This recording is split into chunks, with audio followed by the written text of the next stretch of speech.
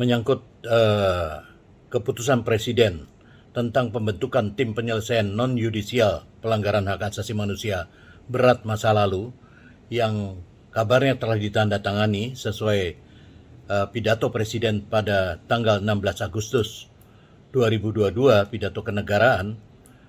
Dalam draft Kepres yang beredar, tim ini disingkat dengan nama Tim Paham dengan sejumlah anggota yang sesungguhnya diantaranya dianggap sebagai sosok yang bermasalah terkait pelanggaran hak asasi masa lalu. Kami Setara Institut memandang pembentukan Tim Paham ini hanyalah proyek mempertebal impunitas dan pemutihan pelanggaran hak asasi manusia masa lalu yang belum tuntas diselesaikan oleh negara. Langkah pemerintah membuktikan bahwa Jokowi tidak mampu, unable, dan tidak mau, unwilling, menuntaskan kasus-kasus pelanggaran hak asasi manusia, bahkan yang sudah diselidiki oleh Komnas HAM. Mungkin ada sekitar 7 kasus yang sudah diselidiki oleh Komnas HAM. Alih-alih merangkai kepingan-kepingan fakta dan informasi untuk mengakselerasi mekanisme yudisial yang selama ini menjadi perintah Undang-Undang Nomor 26 2000 tentang Pengadilan HAM, Jokowi justru menutup rapat tuntutan publik dan harapan korban atas kebenaran dan keadilan.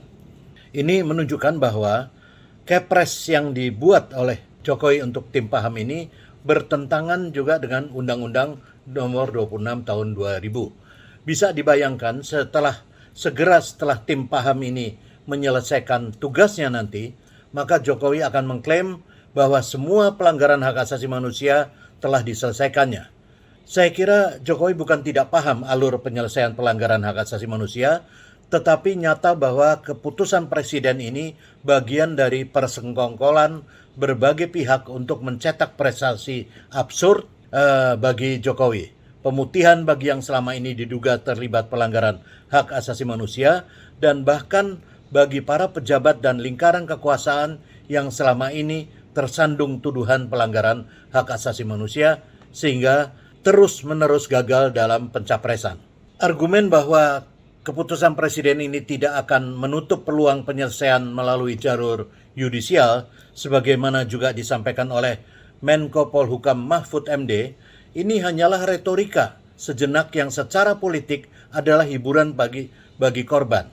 Di tengah konfigurasi kekuasaan yang tidak memiliki perhatian pada penghormatan, pemajuan, dan perlindungan hak asasi manusia, tuntutan penyelesaian pelanggaran hak asasi manusia di masa yang akan datang akan semakin kehilangan dukungan politik.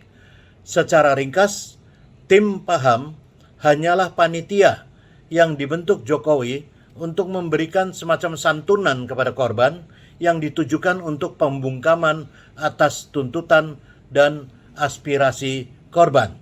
Secara lebih jauh, ini merupakan penghinaan terhadap korban. Kepres yang diterbitkan sehari sebelum Hari Kemerdekaan Republik Indonesia ini bukan hanya harus ditolak, tapi harus dipersoalkan secara hukum dan politik. Alih-alih memberikan kebahagiaan di Hari Merdeka, Jokowi justru mengubur aspirasi dan harapan korban untuk tidak pernah bisa merdeka dari impunitas dan ketidakadilan. Terima kasih.